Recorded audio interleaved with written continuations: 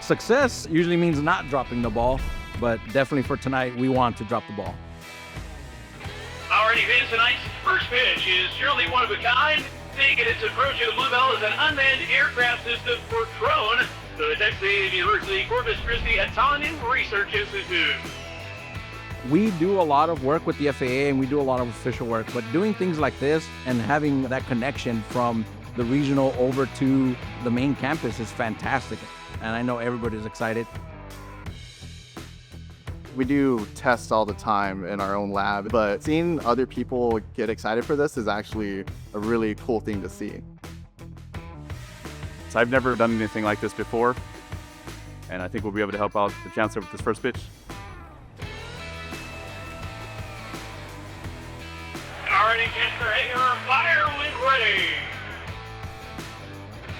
Hey, just one ball right across home plate. What can I say?